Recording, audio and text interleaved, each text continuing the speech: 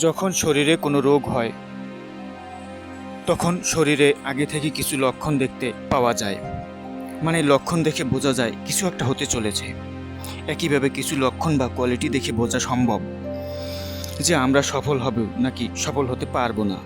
অনেকেই খুব পরিশ্রম করে, কিন্তু কখনো কখনো অনেক দিন পর্যন্ত কোনো রেজাল্ট আসে না, সফলতা প্রাপ্ত হয় না, ধৈর্য কম হতে থাকে। প্রশ্ন জাগে, আমরা কি সফলতা রাস্তাতে আছি? আমি কি ঠিক করছি? সফলতা কি আদৌ পাবো? আজকের এই ভিডিওতে সেই 15টি লক্ষণ জানবো, যে লক্ষণগুলো দেখে বুঝবো আমরা সফলতার রাস্তাতে আছি নাকি নেই। তো বন্ধুরা, শুরু করা যাক। মোটিভেশন থেকে ডিসপ্লেশন বেশি প্রাধান্য দেওয়া হয়।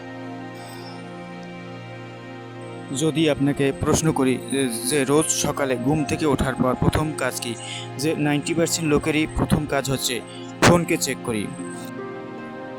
সফল ব্যক্তিদের প্রতিদিনের রুটিন হচ্ছে খুব সকালে ঘুম থেকে ওঠা।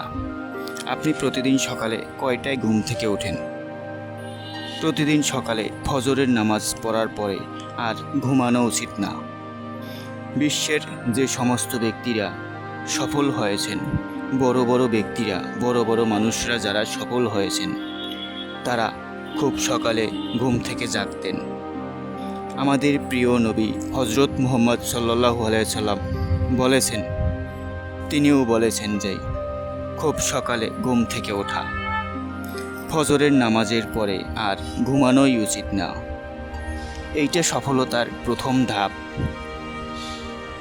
যারা সকালে ঘুম থেকে উঠে সকাল ঘুম থেকে জাগ্রত হয়, সেই সব ব্যক্তিরা সফলতা অর্জন করে।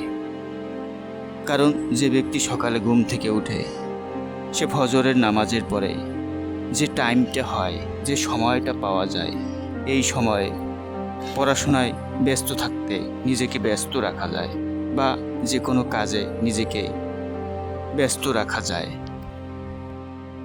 জীবনে সফল হতে চাইলে আপনাকে অবশ্যই ধৈর্য ধারণ করতে হবে।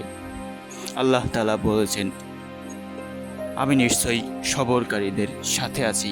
যারা ধৈর্য ধারণ করে, আল্লাহ তাদের সাথে আছেন, পক্ষে আছেন। সফলতা অর্জনের সুগম পথ হলো ধৈর্য ধারণ করা। যখনই ধৈর্য ধারণ করতে পারবেন, জীবনে যে কোনো পরিস্থিতির মোকাবেলা করতে পারবেন। খারাপ সময় ধৈর্য ধারণ অবশ্যই করতে হবে এবং চেষ্টা চালিয়ে যেতে হবে। যদি না চেষ্টা করতে পারেন, চেষ্টা অবশ্যই আপনাকে করতে হবে। চেষ্টা না করলে কোনোটাই সফলতা অর্জন করা সম্ভব নয়।